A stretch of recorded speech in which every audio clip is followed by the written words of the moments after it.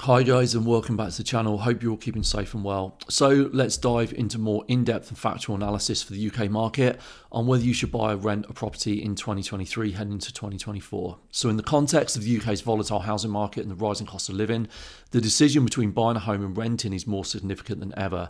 With rents reaching ridiculous levels in many parts of the UK, the average rent for new tenancies is substantially higher than it was just a few years ago.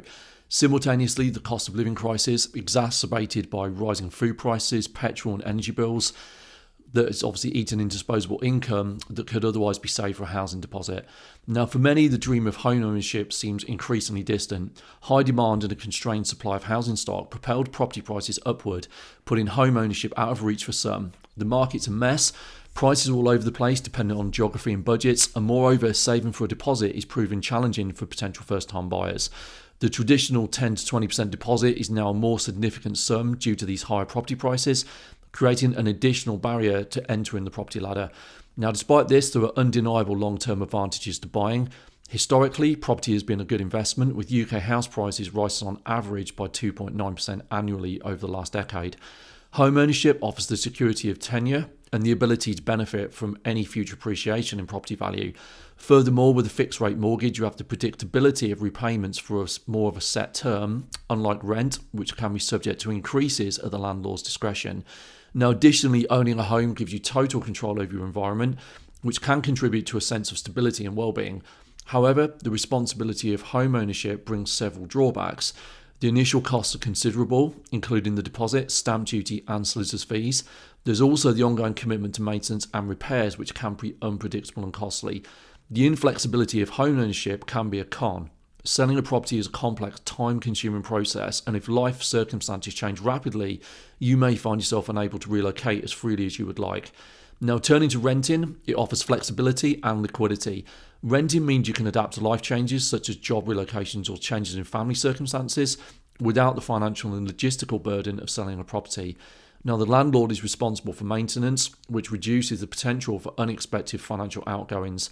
Renting also usually requires a smaller initial financial outlay than buying, with no need for a large deposit or stamp duty. However, the drawbacks of renting are noteworthy. So renters have no control over their housing costs in the long term and are subject to the terms set by landlords, which may include periodic rent increases. Renters also do not benefit from the potential capital gains that come with property ownership, and they're at the mercy of the landlord's continued right to occupy the property with less long-term security. So when faced with the decision to buy or let, personally, I ask you to consider these 3 steps. Number 1, conduct a financial review. Now, assess your finances meticulously. Look at your savings, income, ability to meet ongoing financial commitments. Use online calculators to compare the long-term costs of renting versus buying, including potential rent increases and average property appreciation rates. Number 2, lifestyle evaluation.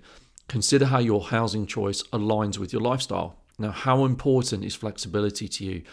Could you need the ability to move quickly for job opportunities, or do you prefer the stability and sense of belonging that comes with owning a home? Number 3, market research. Stay informed about the latest housing market trends. Understand the historical data on house prices and rents in your desired area. Evaluate economic forecasts for interest rates, which can affect mortgage costs, and rental supply and demand, which can influence future rent levels. As always, my email is below. If you need anything, don't hesitate to reach out, and I'll do my best to try and help whether you're looking to buy or rent. Now, in conclusion, whether you buy or rent in 23 or 24 requires a careful assessment of your financial situation, lifestyle preferences, and long-term goals. It's critical to remain informed and not be swayed by sensational headlines, idiotic advice from naysayers or pretenders. Research thoroughly, plan accordingly, and make the decision that aligns with your circumstances and aspirations. So I encourage you guys to engage with this topic further in the comment section below.